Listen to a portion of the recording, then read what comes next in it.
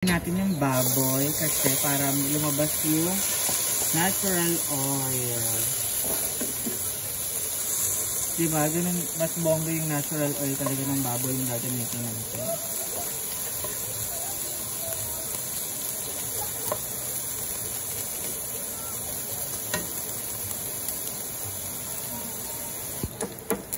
So, ayan guys, lumabas na yung oil ng ating baboy. Ayan.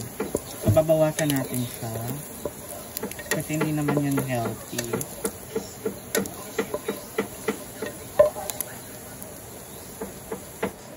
So, magigisa na tayo ng bawang sibuyas.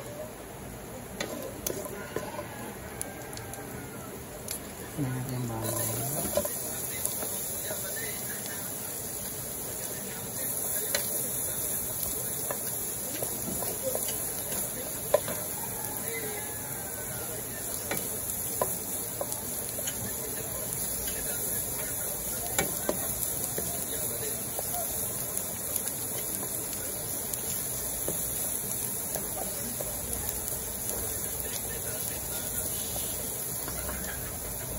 Sabi ko na yung sibuyas ko.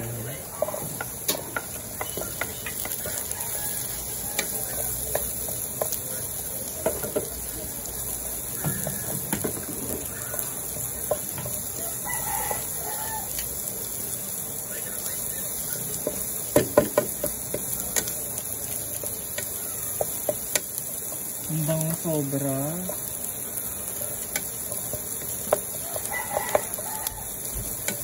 So, hindi na natin siya antayin masunog. Lalagay na po natin ang ating kamatis.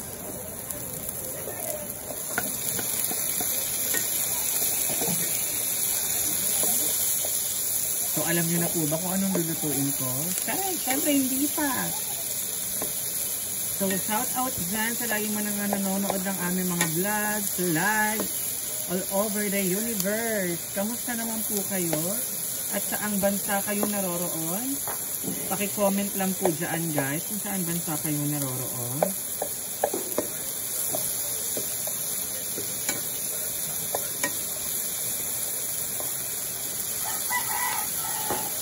Ano yan, ilang araw na lang uuwi na si na Madam from Japan. So, hintayin lang natin. So, ayan, lumabas na ang kaluluwa ng kamatis, guys. So, i-mix together na natin siya. Alright.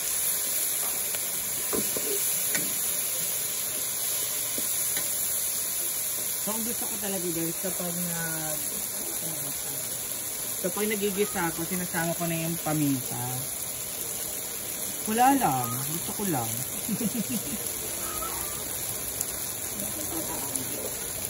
Ayan.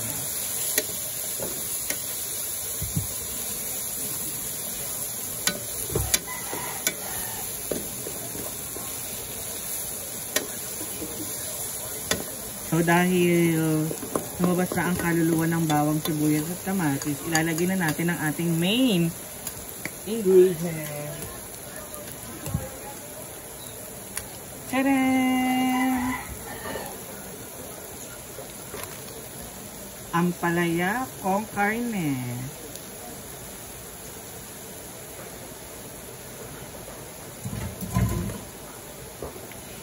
So, ampalaya con carne sa guys. Kanya-kanya po tayo estilo ng pagluluto, ha?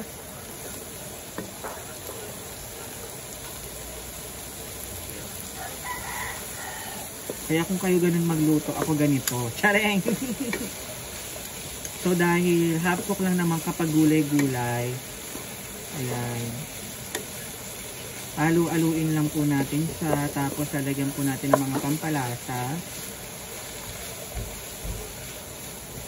So, ang pampalasang ilalagay ko ay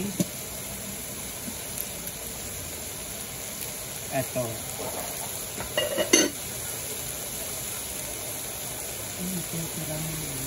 Nana, isa ka sa inyong video.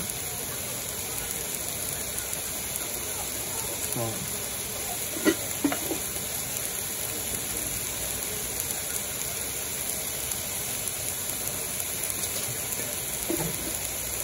Saka syempre hindi mawawala ang ating seasoning granules.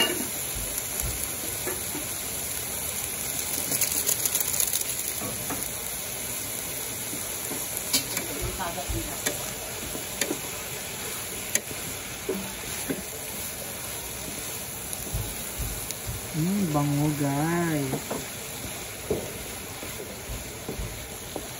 Hindi ito ito ba? So tatakpan natin siya talaga ng onting water. So lalagyan mo natin ng egg, dalawa lang.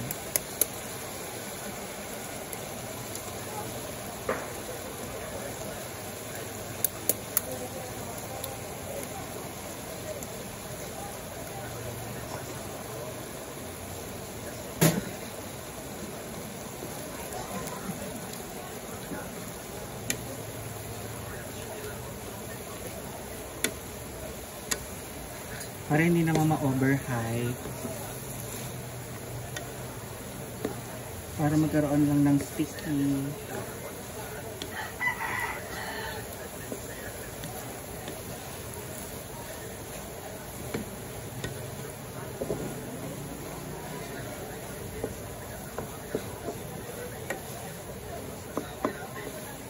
Tinikman ko siya so medyo matigas pa siya kaya tatakpan ulit natin siya para maluto ng bonggang-bongga.